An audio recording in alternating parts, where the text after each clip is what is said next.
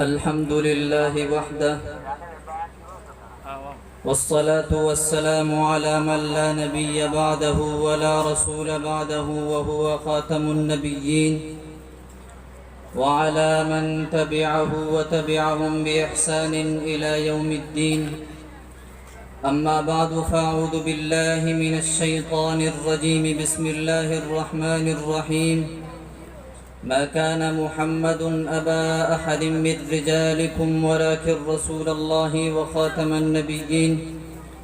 وقال النبي صلى الله عليه وسلم: أنا قائد المرسلين ولا فخر، وأنا أول شافع ومشفع ولا فخر، وأنا خاتم النبيين ولا فخر، أو كما قال عليه الصلاة والسلام.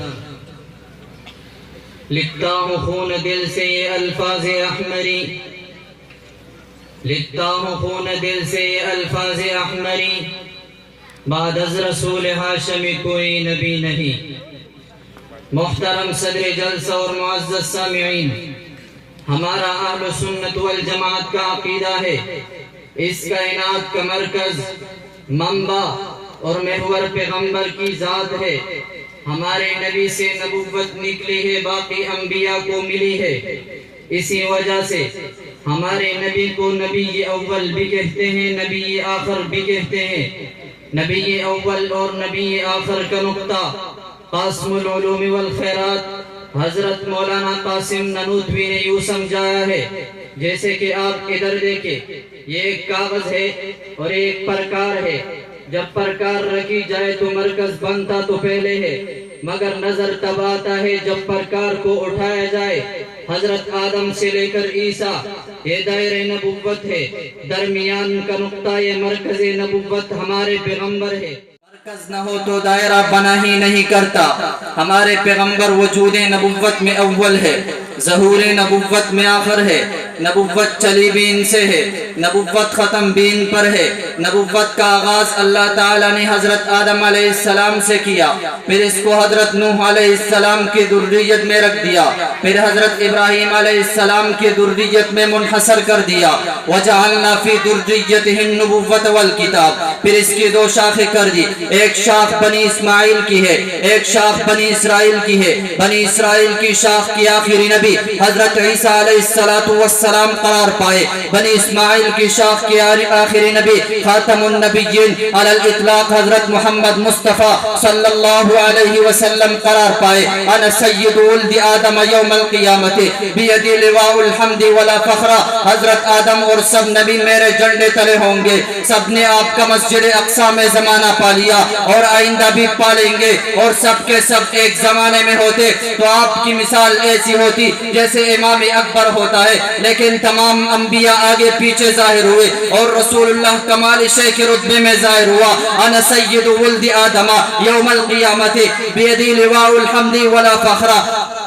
حضرت آدم اور سب نبی میرے جھنڈے تلے ہوں گے. سب نے آپ کا مسجد اقصی میں زمانہ پا لیا اور آئندہ بھی پالیں گے، اور سب کے سب ایک زمانے میں ہوتے تو آپ کی مثال ایسی ہوتی جیسے امام اکبر ہوتا ہے، لیکن تمام انبیاء آگے پیچھے ظاہر ہوئے اور رسول اللہ کمال شیخ کی رتبے میں ظاہر ہوا. اور یہ تاخر زمانہ کے اعتبار سے ہوا.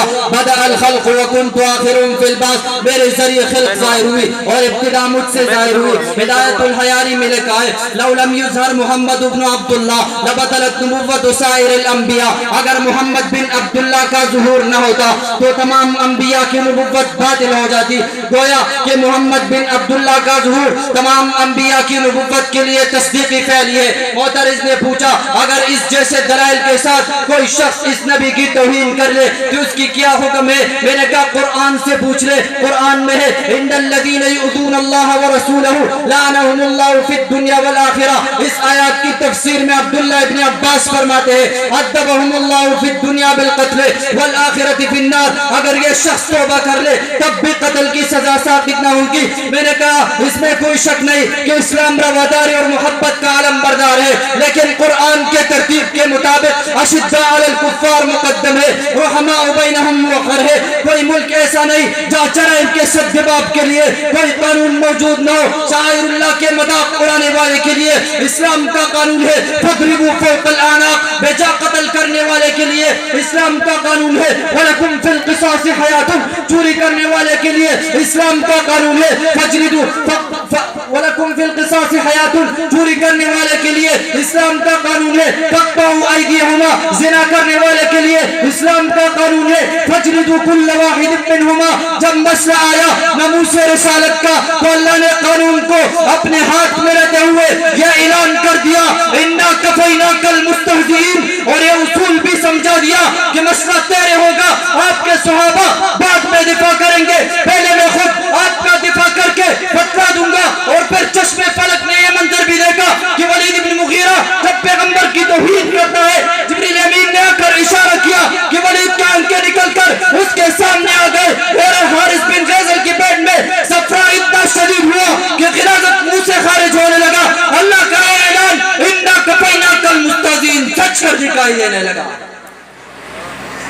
ارباب نظر آج بھی جدید تہذیب اور جدید ثقافت کے دعوے دار جنہوں نے اپنی تہذیب اور تمدن کا ڈنڈورا پیٹا ہوا ہے کہ ہم انسانوں کے حقوق کے عالم بردار ہیں ان میں ان بدباطل کافروں میں ذرا کے برابر بھی فرق نہیں ان کے پاس اسلام کے خلاف کوئی دلیل نہیں اللہ کے فضل و کرم سے پیغمبر کی حقانیت ساری دنیا میں اپنا لوہا منوا چکی ہے اور دشمنان پیغمبر گھٹنے ٹیک چکے ہیں اس لیے وہ کبھی شان رسالت کو چیرتے ہیں کبھی وہ پیغمبر کی کارٹون بناتے ہیں اور پھر کہتے ہیں باز آ جاؤ نبی کی گستاخی نہ کرو عوام مقابلے کے لیے کڑی ہو چکی ہے جس میدان میں آؤ گے ہمیں مقابلے کے لیے کڑا پاؤ گے صحابت کے میدان میں آؤ گے صحابت کے میدان میں آئیں گے تقریر کے میدان میں آؤ گے تقریر کے میدان میں آئیں گے تحریر کے میدان میں آؤ گے تحریر کے میدان میں آئیں گے الفاظ دیگر جفا کرو گے جفا کریں گے وفا کرو گے وفا کریں گے کیوں اس لیے ہم آدمی ہیں تم جیسے جس کو تم کریں گے اس کو ہم کریں گے بس آخر میں یہ اپنا بیان اس شعر پر ختم کرنا چاہتا ہوں حق بات کا ہر وقت ہم اظہار کریں گے حق بات کا ہر وقت ہم اظہار کریں گے منبر نہ صحیح پر سردار کریں گے جبکہ دہن میں ہے زباں سینے میں دل ہے جبکہ دہن میں ہے زباں سینے میں دل ہے کاذب کی نبوت کا ہم انکار کریں گے وآخر دعوانا ان الحمدللہ رب العالمین